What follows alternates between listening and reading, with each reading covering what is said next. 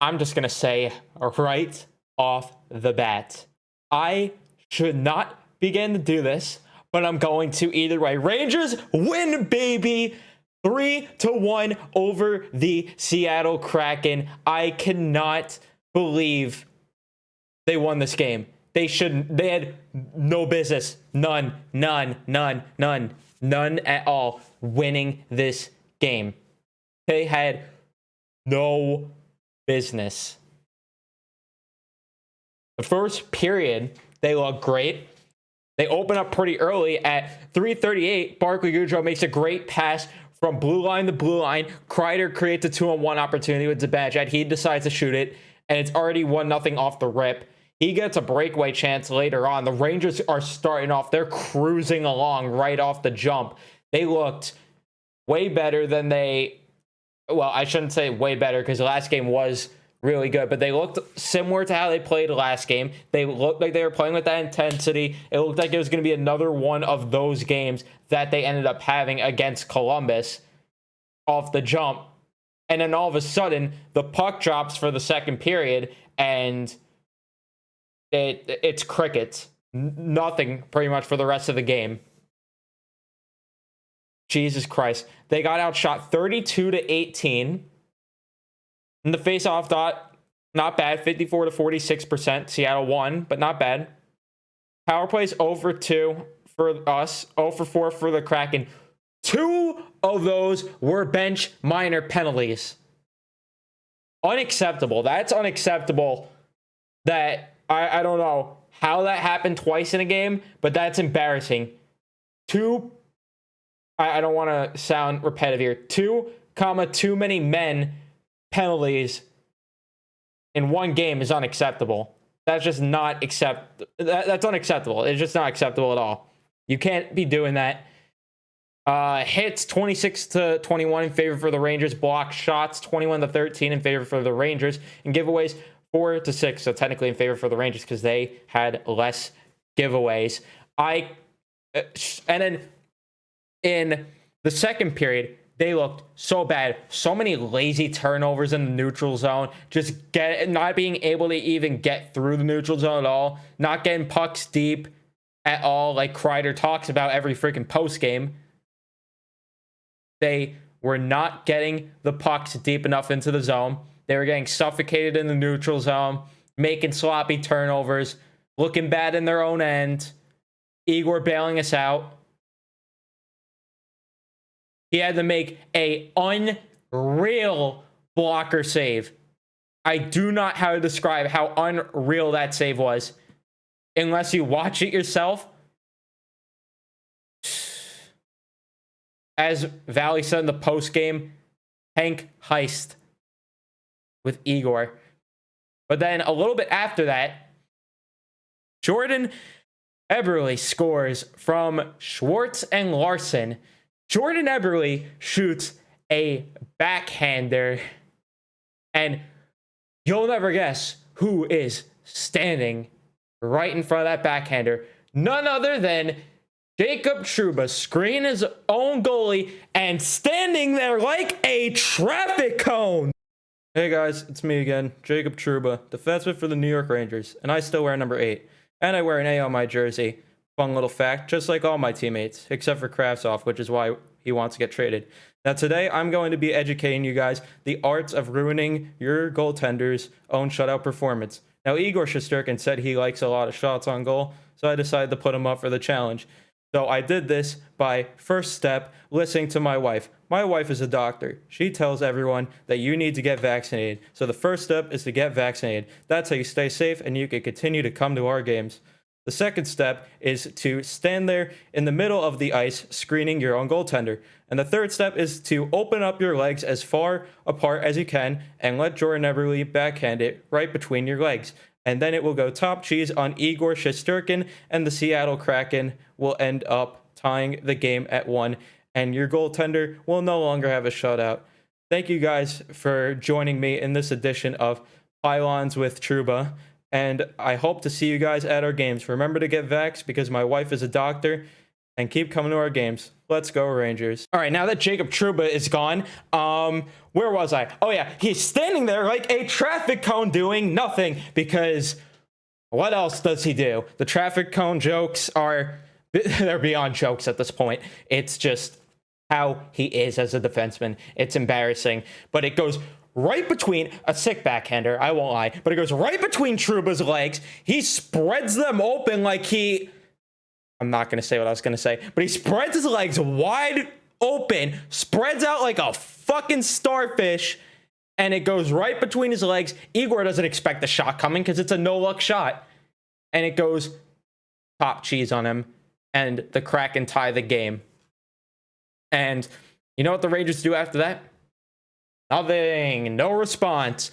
Not doing anything on the forecheck, not doing anything in their own zone, not getting through the neutral zone, not making sloppy turnovers in the neutral zone. The same story as all game. Third period, they started off, honestly, not terrible. They looked pretty good for the first, I'd say, 2 to 3 minutes of the third period. And then after that, whoop, downhill as always. Again, and it is concerning how much we are relying on Shesterkin, and we're going to have to rely on Georgiev too to bail us out of these games unless we could start playing like we did against Columbus. But I had a feeling going into this game, this was going to be sort of a trap card game either way.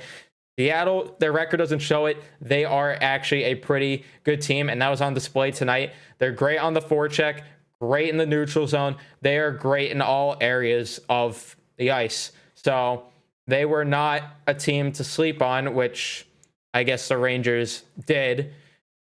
Although in the first period, they got the memo, but the second and third period, nope. But somehow, some way, with 12 minutes and 10 seconds into the period, Panarin finds Foxy, and Foxy buries that shit home, and the Rangers take a 2-1 lead. I went crazy. I had a feeling I was trying to shut myself up and not jinx it in my head, but I was like, holy fuck, we're going to win this game and we don't deserve it. And we did not deserve this win, if I haven't mentioned that already. And then Seattle keeps putting on the pressure. Igor making stops after stops after stops and robbing them. That just seems the way that just seems to be the way the NHL is. The team that has the goalie robbing and is the team that's getting outplayed just ends up winning the game because, of course. It just seems like that's the way it's been, especially with the Rangers this year. And then the empty netter, Barclay Goodrow, the empty net king.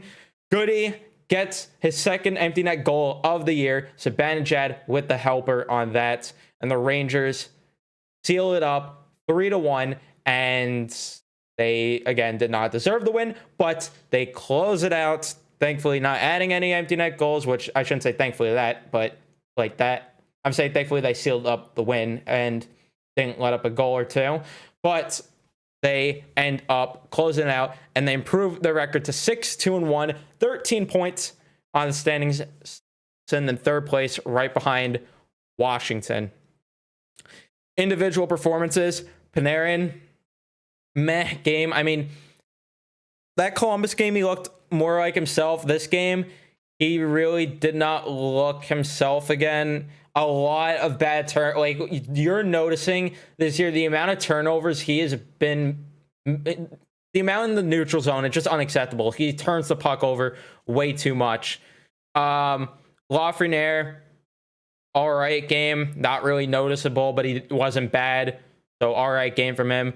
Peggers had a decent game. Not much to say. 50% in the faceoff dot.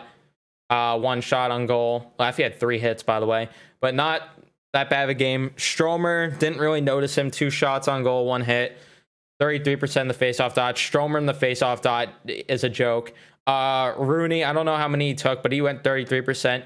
That fourth line was not doing bad, I should say, on the forecheck. That Rooney, Keggers, Hunt line was not doing a bad job on the forecheck, and they were getting in their face a lot. You had Gord, you freaking jerk off, get a face wash. He was being annoying all game. Same with Tanev. Kreider had a great game again. He had a goal. He was throwing hits. I don't remember who was in the corner, but he threw a big hit on them, which was nice to see. He scored a goal, of course. He has looked great this year. I think he should have got more than 13 minutes on ice, personally. Barkley Goodrow, 60% of the faceoff dot, which was good. He got a goal and a helper. One was an empty netter, so I'll just really say the helper. But 2 shots, 3 hits. This was his best game either way as a Ranger so far. This was Barkley Goodrow's best game as a Ranger so far. Doing good things defensively. Doing good things offensively. This was his best game.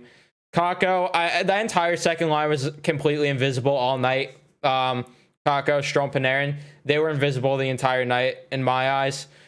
So I can't really comment on Kakko. Not really that great of a game, but nothing bad. Just wasn't noticeable. Hedl, decent game from him. 2 shots, threw a hit, 17% of the faceoff dot. That's not acceptable, but not too bad. Blake went 100% of the faceoff dot. He only took 1 faceoff though. 2 hits. I only really remember one of the big hits. I don't remember who it was on, but I remember one of them. Mika, he had a helper. 67% of the faceoff dot. He's winning more faceoffs, which is good to see, because to have him as our first line center not winning faceoffs in previous years has been a problem. So it's good to see him starting to win some faceoffs. Nothing great though from him. It's just like, again, we're not seeing the same hockey we've seen in years prior from Zibanejad and Panarin. It's a little worrisome. Tenorti, I thought, had a pretty good game, actually. I thought Tenorti was actually solid. He was blocking shots.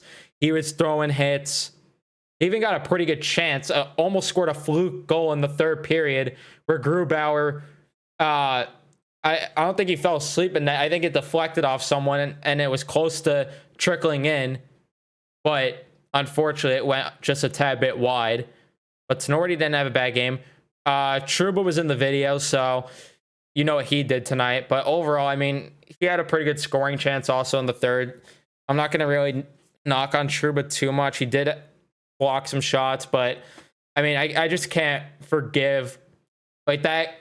Oh, Igor could have had back-to-back shutouts, but anyway, Patrick Nemeth had a pretty good game. I thought all the defensemen had a great game. And then Fox, of course, doing what he does. There's a little bit of a worrisome moment where Eberle gets him in the jaw, and then he goes to the bench in the first period. He goes to the locker room for a bit. He goes back out there, finishes the game, does what he does best, scored a goal, and he didn't log the most minutes for all the defensemen tonight, which is good. Gives him a little bit of a breather there. Lindgren had a great game. Like I said, the entire defensive core was great. He threw 4 hits. Him and Gord had something going all night. It was mostly him and Gord. And then Keandre, I thought, was pretty good. Igor, I can't say enough good things about him. He should have had back-to-back shutouts, but Starfish Trouba did not support the movement, did not support the cause. And now Twitter, which we don't have a lot today. We just have one. New York Style says, how the actual fuck did we win? I'm asking the same question to you. I'm going to ask that back. How? Because they did not deserve this win at all. I will keep saying it. They really did not deserve this win. And I will take it because obviously this league is about wins and points. But again, if you're going to be playing, if you're going to be getting the bad wins, do it early in the season. I don't want to see us, like in previous years, squeezing out these half-ass wins. I don't want to see us squeezing these out in February, March, April. I don't want to see it down the stretch. Do it now while you're adjusting to the system. But once it's like late December, early January, and then especially, well, we're not really going to have hockey in February because of the Olympic break. But once it's like March, let's go. Kick it in another gear because you got it. You can't be... These garbage wins are only going to take you so far. They have not looked necessarily the best in these wins that they're picking up. But get the garbage ones out of the way. If you could pick up points while you're playing like hot, steaming garbage, I'm here for it. But that means down the stretch. Let's go. Let's go. Pick it up. They got to play like they did against Columbus, against Montreal. I need more wins like that from them. But overall, hey, you can't complain. A win is a win, right? Can't complain when a win is a win. So they go 5 straight on the road with 5 straight road wins for them. So not too bad. Not too bad. Next game we play is against Vancouver. So with that, let's see. Vancouver's record right now, I don't know how they are. They are 3-5-1, last in the Pacific. So I don't know how. I'll check the final scores quickly of their recent games just to get an idea of if they're even playing any sort of competitive hockey or if they're playing garbage. I mean, they just lost 2-1 to Edmonton. Philly beat them 2-1. Minnesota beat the. I mean, they're in a lot of close games. The biggest blowout was against Buffalo. They lost 5-2. So yeah, it looks like this could be another sort of trap game for them. So the Rangers got to be careful. They got to play a full 60. You got to play a full 60. That's what we've been preaching for years. At least keep up some good play for more than half the game, because tonight was unacceptable.